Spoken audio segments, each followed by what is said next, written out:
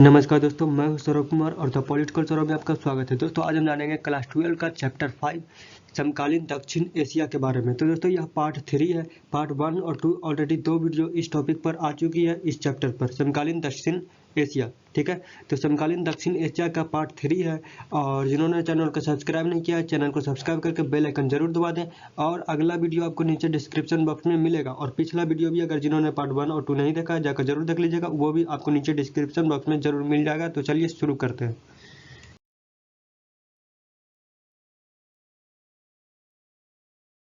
तो दोस्तों पीछे हमने जाना था कि पाकिस्तान के बारे में, बांग्लादेश के बारे में और नेपाल के बारे में पूरे डिटेल से। ठीक है, वहाँ कौन कौन से शासन थे और हैं। तो दोस्तों आज हम जानेंगे श्रीलंका में लोकतंत्र के बारे में, जो श्रीलंका में लोकतंत्र का शासन है और वहाँ जातीय संघर्ष बहुत ही ज़्यादा हावी होती है। तो इसके बारे में दोस्तों आज हम जानेंगे। तो दोस्तों श्रीलंका एक द्वीपीय देश है और जो कि भारत जो है उसके सीमाओं से लगा हुआ है। ठीक है, जो भारत है उसके सीमाओं से क्या है, लगा हुआ है। कौन? श्रीलंका।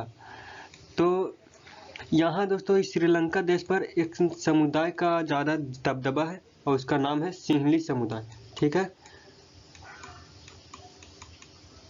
सिंहली जो भी है, सिंहली समुदाय को वहाँ दबदबा है। और उनका कहना है कि यहाँ सिर्फ सिंहली समुदाय का है यह देश। ठीक है, सिर्फ सिंहलियों का यह देश है। और इसमें दोस्तों जो तमिल है, भारत के जो एक राज्य है जिसका नाम है तमिलनाडु, और उसी राज्य से यहाँ जाकर के कई लोग बस गए हैं। ठीक है, इस हिस्से पर, उत्तर पूर्वी हिस्से पर, श्रीलंका के उत्तर पूर्वी हिस्से पर वहाँ कई तमिल जाकर के बस गए हैं। और यहाँ दोनों में संघर्ष की बात आ गई कि ये जो है ये कहते हैं कि इतना दूर जो है, जो उत्तर पूर्वी हिस्सा है वो एक अलग देश बना दिया जाए। कौन कहते हैं? तमिल लोग कहते हैं, क्योंकि इस हिस्से पर तमिलों का वर्चस्व है। और वहीं के जो लोग हैं, जो सिंहली समुदाय है, उनका कहना है कि यह सिर्फ सिंहली का देश है। ठीक है, यहाँ सिर्फ सिंहली का ही चलना चाहिए और यह एक सिंहली का देश है, यह हम लोगों का देश है और इसमें सिर्फ हम लोगों का हक होना चाहिए। और इन लोगों को क्या करो, बाहर करो, देश से बाहर करो। लेकिन वहीं दोस्तों इन्हीं दोनों के बीच जो संघर्ष चला उससे क्या हुआ, एक लिट्टे नाम का जन्म हुआ, एक लिट्टे नाम का संगठन का जन्म हुआ। और जो इसका जन्म हुआ 1983 के बाद से श्रीलंकाई सेना के साथ यह जो है लिट्टे संघर्ष कर रहा था। ठीक है, कब से? 1983 के बाद से। इसका मकसद था लिट्टे का दोस्तों कि श्रीलंका के तमिलों के लिए एक अलग देश होना चाहिए। इसने एक अलग देश की ही मांग कर दी। वो इस हिस्से पर, इनका इस हिस्से पर ज़्यादा दबदबा है, इनका उत्तर पूर्वी हिस्से पर दबदबा था, तो इसे एक अलग देश के रूप में यह बनाना चाहते थे। तो यही दोनों के बीच संघर्ष शुरू हो गया। दोस्तों इसी संघर्ष के बीच जो भारतीय सरकार है उसने तमिलों की सिफारिश पर, यानी तमिलों ने भारतीय सरकार को कहा था कि इस मुद्दे पर कुछ करिए। ठीक है, कुछ करिए। तो तमिलों के सिफारिश पर श्रीलंका की सरकार से क्या किया, बात की है। कौन? भारतीय सरकार ने श्रीलंका की सरकार से इसी मुद्दे पर, तमिल के मुद्दे पर बात किया।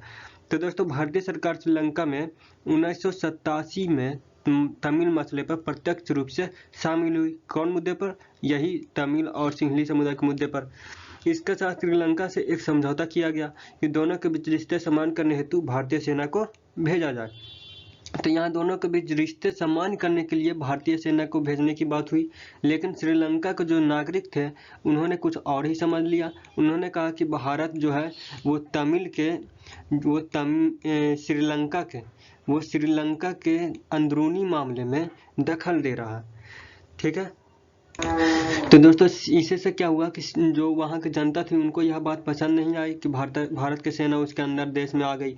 तो भारत ने शांति व्यवस्था कायम करने के लिए श्रीलंका में अपना सेना भेजा था। ठीक है, श्रीलंका के सरकार से बात कर करके। लेकिन वहाँ के लोगों को यह अच्छा नहीं लगा, उसने इसे गलत ठहरा दिया। उसने कहा कि भारत उनके अंदरूनी मामले में दखल अंदाजी कर रहा है। इससे मामला और क्या कर गई, फंस गई। तो लिट्टे मामला और फंस गई। तो दोस्तों भारत को यह सेना वापस बुलानी पड़ गई। इसका नाम था शांति सेना, जो कि बिना अपना लक्ष्य पूरा किए वापस लौट कर चल आई, क्योंकि वहाँ के जनता को यह पसंद नहीं था। दोस्तों नॉर्वे और आइसलैंड बीच में आए, उसके बीच में, और जैसे इन दो देशों ने दोनों पक्षों को बातचीत करने के लिए क्या कर रहे थे, प्रेरित कर रहे थे। तो 2009 में लिट्टे को समाप्त कर दिया गया। ठीक है, जो लिट्टे का जन्म हुआ था, अलग देश की मांग कर रहा था लिट्टे, तो उसका 2009 में खात्मा हो गया। उसका 2009 में क्या हो गया, अंत हो गया। उसको अंत कर दिया गया, उसे समाप्त कर दिया गया लिट्टे को। तो इसे दोनों पक्षों में बातचीत करने के लिए कौन कौन देश आए थे, तो नॉर्वे और आइसलैंड जैसे देशों ने श्रीलंका और भारत में बातचीत करवाई थी। तो दोस्तों इसमें कुछ पॉइंट है, जैसे संघर्षों के बावजूद श्रीलंका ने काफ़ी बढ़िया तरक्की की है। आपने देखा कि यहाँ जातीय संघर्ष के वजह से कितना संघर्ष हो गया था। तो इस वजह से श्रीलंका है, उसने इसके बावजूद इतना संघर्ष करते हुए भी बहुत बढ़िया तरक्की की है, बहुत अच्छा विकास किया है और विकास की उच्चतरता को छुआ है। तो दोस्तों श्रीलंका, दूसरा पॉइंट है, श्रीलंका प्रथम है विकासशील देशों में जो अपना जनसंख्या को नियंत्रण सफलतापूर्वक किया है। तो दोस्तों जो जनसंख्या का नियंत्रण में भी श्रीलंका अव्वल है। वहीं दक्षिण एशिया के देशों में श्रीलंका ने ही पहले अपनी अर्थव्यवस्था को उदारीकरण किया था, यानी अपनी अर्थव्यवस्था को उदारीकरण में बदला था। कौन सबसे पहले, दक्षिण एशिया के देशों में श्रीलंका ने। वहीं दोस्तों चौथा पॉइंट, अंदरूनी मामले में संघर्ष के बावजूद वो लोकतांत्रिक राज्य बना हुआ है। ये इम्पोर्टेंट पॉइंट है कि अंदरूनी मामला जो इतना संघर्ष वाला था, उसके बावजूद वह लोकतांत्रिक देश बना हुआ है अभी तक। तो ये उसका प्लस पॉइंट थे दोस्तों। तो ये थी श्रीलंका के बारे में, ज़्यादा कुछ नहीं था, लेकिन सिंपल में जो भी था बहुत शानदार था। तो दोस्तों भारत और पाकिस्तान का संघर्ष के बारे में हम जानेंगे। इससे पहले हमने पाकिस्तान के बारे में जाना था कि उसका अस्तित्व कैसे आया और उसका जो लोकतंत्र कैसे बना, लोकतांत्रिक देश कैसे है, और सैनिक शासन के बारे में, उसके बारे में जाने थे। आज हम भारत और पाकिस्तान ये दोनों देशों का संघर्ष के बारे में जाने कि ये दोनों देशों का रिश्ते कैसे हैं। तो दोस्तों दोनों देशों के विभाजन के तुरंत बाद, जब भारत और पाकिस्तान का विभाजन हुआ, उसके बाद कश्मीर मुद्दे पर दोनों देश क्या कर लिए, एकाघात कर लिए, यानी लड़ाई कर लिए, मतलब दोनों आपस में भिड़ पड़े। और पाकिस्तान और भारत दोनों के बीच 1947 और 48 तथा 1965 में युद्ध हुए, 2 युद्ध, लेकिन कोई हल कश्मीर मुद्दे पर नहीं निकल सका। ठीक है, तो दोस्तों 1948 के युद्ध में कश्मीर 2 हिस्सों में बट गया था।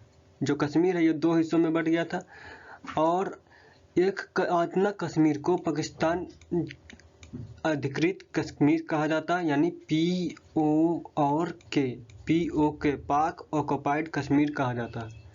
यानी दोस्तों भारत और पाकिस्तान में जब 1948 में युद्ध हुआ था, तो कश्मीर जो था वो 2 हिस्सों में बट गया था।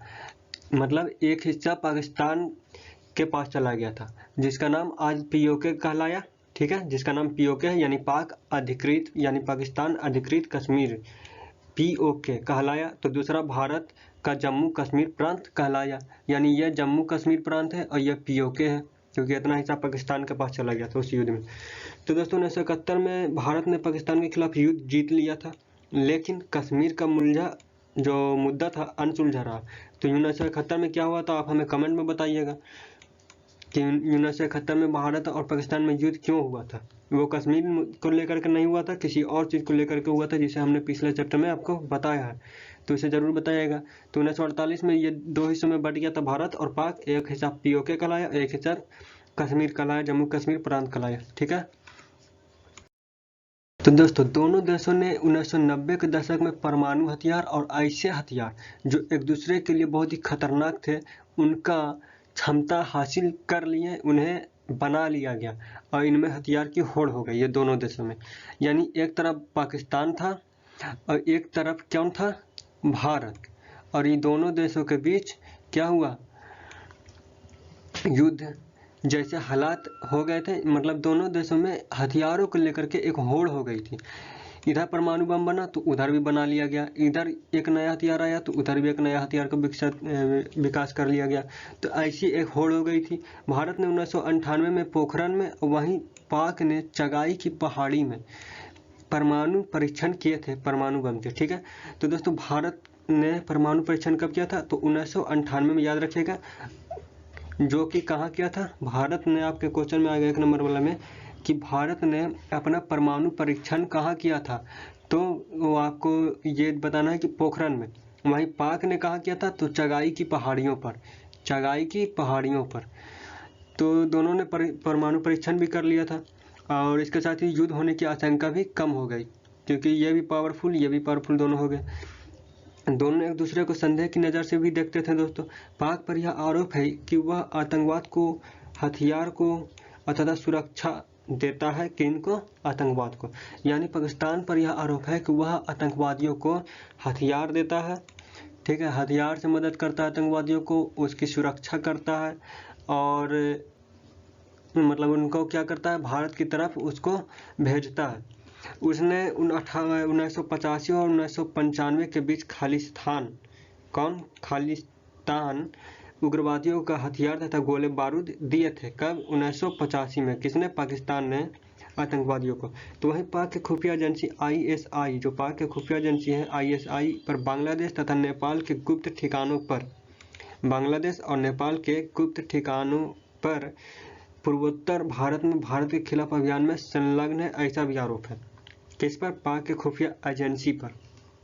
यानी ऐसा माना जाता है कि ISI जो है, पाक के खुफिया एजेंसी, वो भारत के खिलाफ कहाँ, बांग्लादेश और नेपाल में एक गुप्त ठिकाना बनाए हुआ है और भारत के खिलाफ वहाँ से क्या करता है, षड्यंत्र रचते रहता है। वहीं दूसरी तरफ दोस्तों, पाक की एजेंसी भारत पर सिंध और बलूचिस्तान, पाक की जो एजेंसी है वो भारत पर सिंध और बलूचिस्तान में समस्या को भड़काने का आरोप लगाती है। तो दोनों के बीच नदी बंटवारे पर भी संशय है, ठीक है, एक नदी अगर इधर से इधर जा रही है तो उस पर भी संशय है।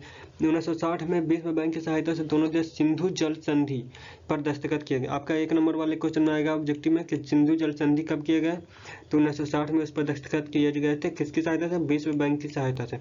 वहीं दोस्तों, कच्छ के रण में सरक्रिक की सीमा रेखा को लेकर भी दोनों देशों के बीच भी मतभेद है। तो मतभेद कई हैं, लेकिन दोनों देश आपस में कोई भयंकर युद्ध करने में मतलब सक्षम तो है और इसीलिए दोनों आपस में नहीं कर सकते। तो दोस्तों, ये थी पाकिस्तान भारत और पाकिस्तान की कहानी अब तक की। अगला वीडियो डिस्क्रिप्शन बॉक्स में है, जाकर जरूर देखें। Like, share and subscribe the channel the political Saurabh. Latest YouTube shorts video see on the channel. Thank you. जय हिंद।